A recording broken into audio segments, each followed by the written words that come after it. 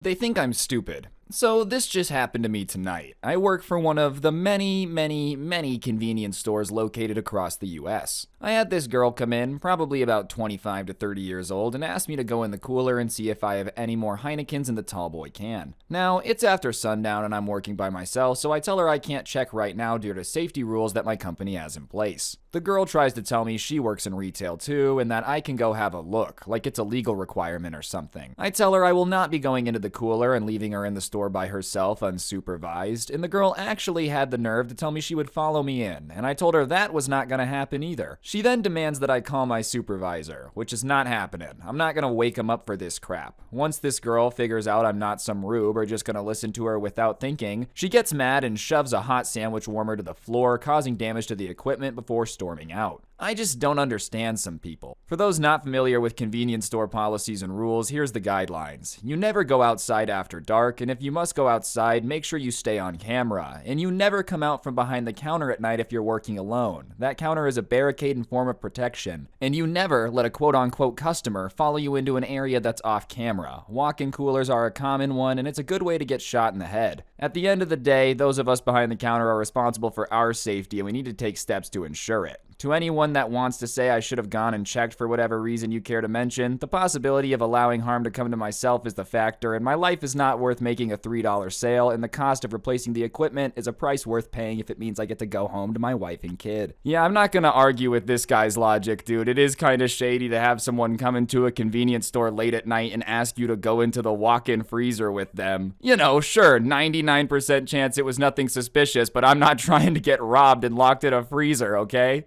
Convenience store late at night, night shift's scary enough. No thank you. Last thing you need is a reason to get robbed. Especially if she's gonna break equipment because she's so mad, it probably means there was a plan. What's going on, guys? It's your boy Scrubby here, back again with another video. Today we're gonna be reading stories from the subreddit r/tales from retail. It's basically stories from people that, you know, work in customer service, all that good stuff. It was pretty fun, so I figured I would make a video on it. And you guys seem to like them, so without further ado, let's get into it. The Sister Maggie Saga. This was the craziest return ever. Do you ever have a customer like this? I feel like every retail store has its own special returning customers that all the cashiers run and hide from whenever they enter the store. Sister Maggie, which is what she insisted everyone call her, was our truly special customer. When she entered the store, the cashiers would always page me to the front to take care of her because I was a shift supervisor. Unlucky me. It had been an unusually hot week with temperatures soaring over 100 degrees each day, and about 3 hours into my 2 p.m. to 10 p.m. shift, I heard a page coming to the front store for assistance. As I approached the front of the store, I could hear screaming and yelling. I knew the voice immediately. It was our beloved Sister Maggie. I just walked up and greeted her with a big friendly, "Hey Sister Maggie, how are you doing today? What can I help you with?" She turned around and gave me a really nasty look and said, "Oh no, it's you." And I just smiled and said, "Yeah, it is. So what's going on here?" She whipped out a gallon of milk from her bag and slammed it on the counter so hard I thought it was gonna burst open, and then started yelling about, "This! You owe me a new gallon of milk." I was confused, so I asked why, and she explained to me how she stopped by the store that morning on her way to work to pick up a gallon of milk. She left the milk in the backseat of her car when she went to work, and she worked an 8-hour shift, went home, and opened the milk to discover it had gone sour, and that's why I owed her a new gallon of milk, and she showed me the receipt. So I said, "You're telling me that you purchased this gallon of milk this morning, and then left it in your car all day while you were at work? Maggie, it was over 100 degrees today. Why didn't you take it into your job and put it in a fridge?" She stepped forward and began to yell in my face. "I always leave it in my car. It doesn't matter how hot or cold it is. It never goes bad. So something is wrong with your milk. You owe me a new gallon and I demand it now." I stepped back then as politely and calmly as I could muster and stated, "Sister Maggie, our company is only responsible for what happens to this product when it's in our store. Once you take it and walk out of the doors, you're responsible for what you do with it, especially something like milk. You can't leave dairy products inside your car when it's over 100 degrees outside. Now you can purchase another gallon of milk if you want, but we are not responsible for what you did with it. That's totally on you."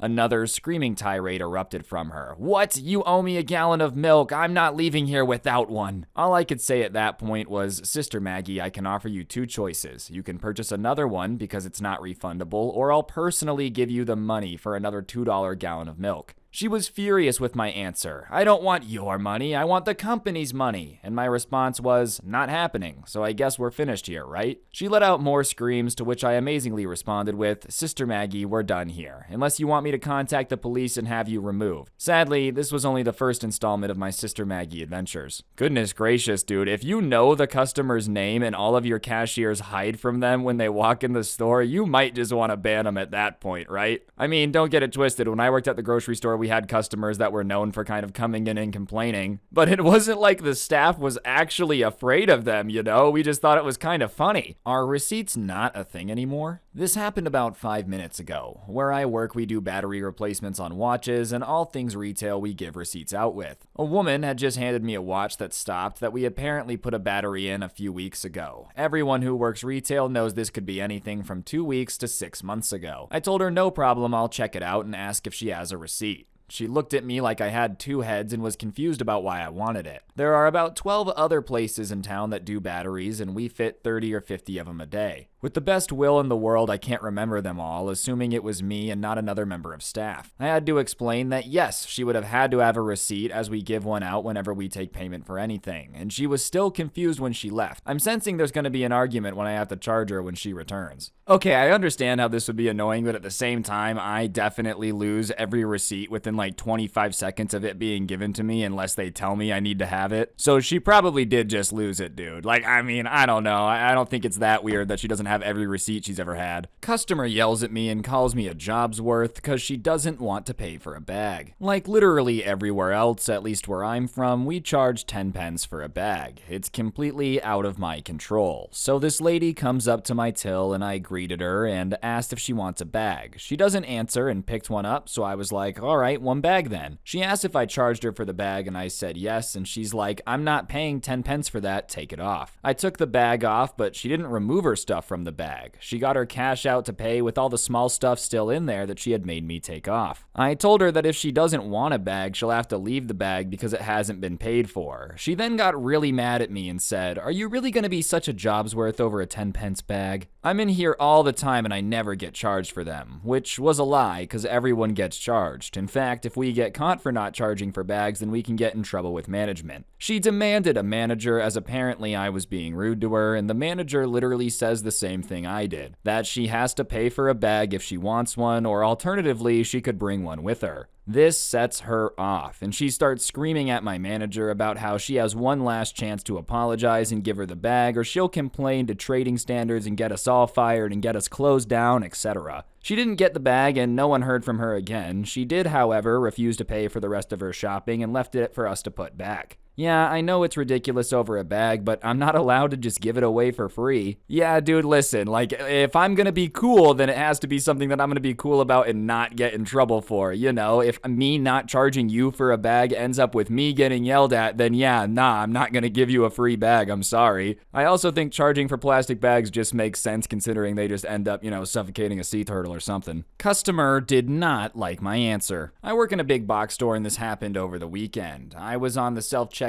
when a lady approached me and she had a craft kit in her hands. She asked me if her daughter would like this and held out the craft kit so I could look at it. And I told her, well, if your daughter enjoys crafts, then it's perfect. And if she doesn't enjoy crafts, then I would find something else. The lady made a weird face at me and demanded I get my manager. I wasn't sure why she wanted a manager, but I put in for a manager in my handheld. The manager that came over is leaving the company and only had a few days left till he's gone, so he's been telling the customers how he feels. When he came over, the lady told him that I needed to be fired because she didn't like my answer to her question and that I'm rude and unprofessional. He asked the lady what her question is and what did I say, so the lady told him that she isn't sure if her daughter would like it and wanted an opinion. She tells him in a snotty voice, your cashier told me if my daughter doesn't like crafts to find something else. I don't like that answer, and that was rude of your cashier to say to me. What are you gonna do about it? My manager looked at the lady and calmly told her, maybe you should spend time with your daughter and see what she likes instead of expecting a stranger to know what she likes. The lady was taken aback by his response and wanted him to get his manager to have him fired. My manager informed the lady he's leaving the company in 2 days and doesn't care what happens because what are they gonna do? Fire him? He quit. At this point, the lady looks mad and is huffing and puffing, and she takes the craft kit, throws it on the ground, and says, I will never shop at this store again. As she's walking away, my manager and I started laughing, and I'm sure she'll come back because they always do. I didn't even feel like the answer to the question was that rude. Well, Will my daughter like this? I mean, if she likes crafts, yeah, and if not, probably not.